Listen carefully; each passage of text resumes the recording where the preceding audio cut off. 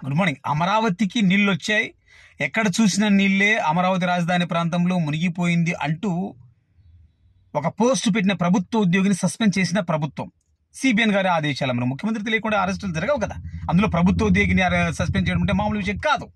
అలాంటిది అది అన్ని పేపర్లలో వస్తూ ఉంది.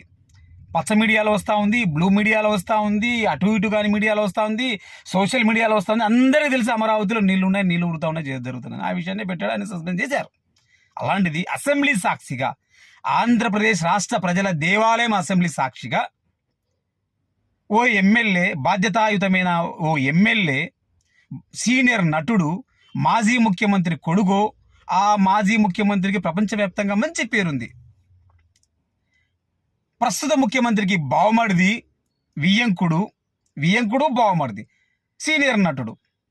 అలాంటి వ్యక్తి 5 సంవత్సరాలు ముఖ్యమంత్రిగా చేసిన జగన్మోహన్ రెడ్డి గారిని గాడుతో సంబోధిస్తూ, సైకో గాడంటూ సంబోధిస్తూ మాట్లాడితే, మరి చంద్రబాబు నాయుడు గారు బాలకృష్ణ మీద క్రమశిక్షణ చర్యలు ఎందుకు తీసుకోకూడదు?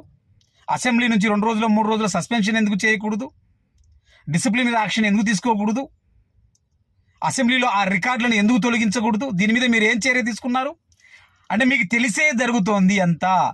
చిరంజీవిని తిట్టడం, ఆడు ఈడు ఎవడు గట్టిగా మాట్లాడినాడు అని చెప్పి అనడం, ఓంకరించి మాట్లాడడం, నెత్తి మీద గ్లాసెస్ పెట్టుకొని, జేబులు చేతులు పెట్టుకొని, చాలా నిస్సిగ్గుగా, చాలా నిర్లజ్జగా, చాలా గలీజ్గా, అసలు మాట్లాడడానికి చూడడానికి కూడా అసహ్యం కలిగేలా బాలకృష్ణ గారి ప్రవర్తన తీరు నిన్న అసెంబ్లీలో జరిగింది.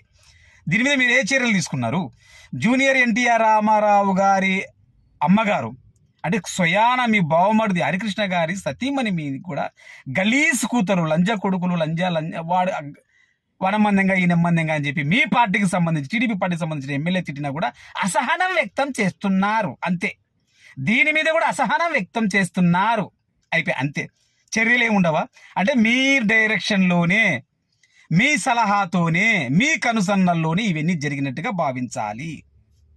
మధ్యలో చిరంజీవి, అసెంబ్లీలో లేని చిరంజీవి, ఆంధ్రప్రదేశ్తో సంబంధమే లేని చిరంజీవి గారు, ఆయన తెలంగాణలో ఉన్నాడు, తెలంగాణ ఇళ్ళ కట్టుకున్నాడు, అక్కడ ఉన్నాడు, ఆంధ్రప్రదేశ్ వాసి అయి ఉండొచ్చు.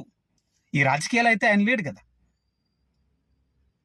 మరి ఎలా మీరు ఇద్దరు వ్యక్తులను తిట్టించారు? ఇది ఎంతవరకు పద్ధతి?